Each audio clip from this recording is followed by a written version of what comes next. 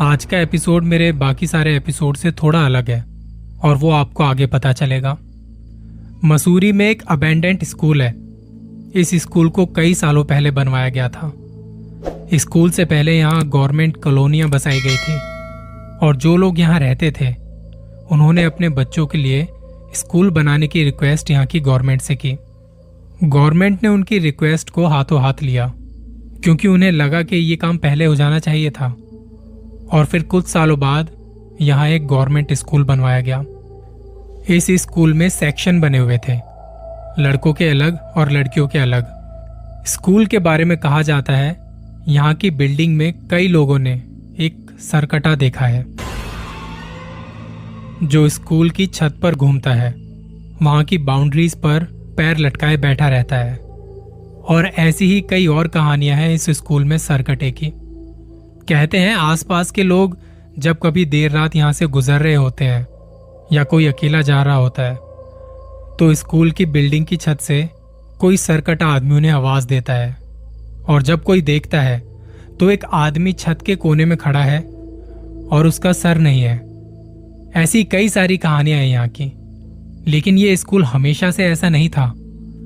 कहा जाता है अंग्रेजों के जमाने में इस स्कूल का इस्तेमाल टॉर्चर जेल की तरह किया जाता था। वहां के बाथरूम में लोगों के हाथ पांव काट के फेंक दिए जाते थे और बाकी जो बाथरूम थे वहां उन्हें टॉर्चर किया जाता था। यहां से लोगों की चीखें बाहर नहीं जा पाती थी।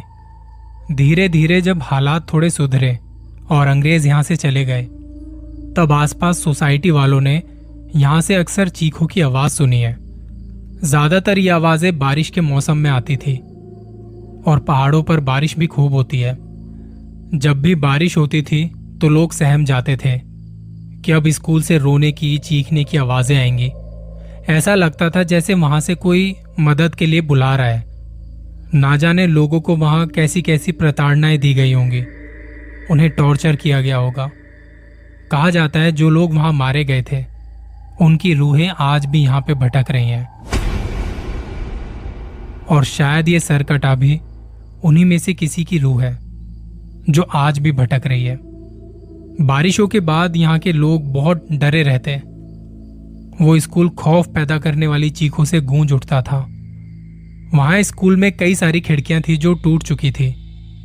आसपास के लोग कभी उन खिड़कियों की तरफ नहीं देखते थे क्योंकि वहां पर उन्होंने कई बार रोते बिलखते लोगों को देखा है जो मदद मांग रहे होते हैं। ये स्कूल जहां बना है वो काफी खुला सा एरिया है। एक रात स्कूल से थोड़ी दूरी पर कुछ लोग ढाबे पर खड़े थे। कोई स्मोकिंग कर रहा था, कोई चाय पी रहा था।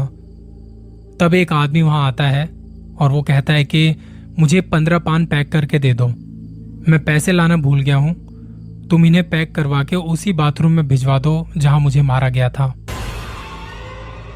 ये सुन के सारे लोग डर गए और इधर उधर चले गए। एक रात सूरज के पिताजी, सूरज ने ही यहाँ के बारे में हमसे शेयर किया है, तो उनके पिताजी देर रात उसी स्कूल के पास से होते हुए घर आ रहे थे। वो स्कूटर पे थे, तब सामने से एक आदमी उनकी तरफ तेजी से दौड़ता हुआ आया। ये देख के उन्होंने स्कूटर वहीं रोक लिया कि शायद उन्हें किसी मदद की जरूरत है। जब पिताजी ने पूछा कि क्या हुआ भाई साहब, सब ठीक है, तो वो बोला कि मेरे घर वालों को बता दो। वो बोले क्या बता दूं? उन्हें ये बता दो कि मैं अभी भी उसी बाथरूम में हूं जहां उन्होंने मेरा गला काटा था। इस सरकटे की इंटेंसिटी इतनी ज्यादा है कि ना सिर्फ रात को बल्कि दिन में भी कई बार लोगों को नजर आता था। बच्चों को भी नजर आया है। स्कूल वालों ने वो बाथरूम बंद किया हुआ है, वहां पे कोई नहीं आता जाता। ऐसे ही एक दिन कोई बच्चा खेलते खेलते उस वाले बाथरूम की साइड चला गया कि वहां छिप जाऊंगा तो कोई देख नहीं पाएगा। तो वो भाग के उस तरफ चला गया जहां पे वो बाथरूम था। वो आगे पीछे देखता हुआ घूमता घूमता उसी बाथरूम की तरफ चल पड़ता है जिसका पता वो सरकटा अक्सर बताता था। अभी तक उस बाथरूम का दरवाजा भी लॉक नहीं था। बच्चा वहां पहुंचा और अंदर जाके उसने वहां की कुंडी लगा ली। किसी को नहीं पता उसके बाद क्या हुआ, बस बच्चे के चीखने की आवाज वहां सुनी गई। तब स्कूल के सिक्योरिटी गार्ड वहां पहुंचे, टीचर्स भी आए और जब दरवाजा तोड़ा गया तो वो बच्चा जमीन पर बेहोश पड़ा हुआ था। किसी को नहीं पता कि इसके साथ हुआ क्या था। इस स्कूल में 2 शिफ्ट थे, इवनिंग और मॉर्निंग। एक शाम सिक्योरिटी गार्ड स्कूल को बंद कर रहा था और उसे पता था कि यहाँ पे एक सरकटा दिखाई देता है। वो बारी बारी से क्लासरूम बंद कर रहा था। एक क्लासरूम पे आके जब वो रुका और वहां का लॉक लगाना चाहा तो उसे ऐसा लगा जैसे अंदर कोई बच्चा बैठा हुआ है। शाम का वक्त था, अंधेरा भी होने को था। बाहर से रोशनी कम आ रही थी।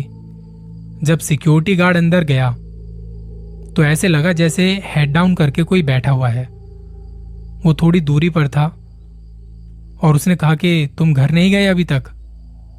तो वो जो भी चीज थी उठ के बैठ गई और गार्ड उसके पीछे से खड़ा होकर देख रहा था।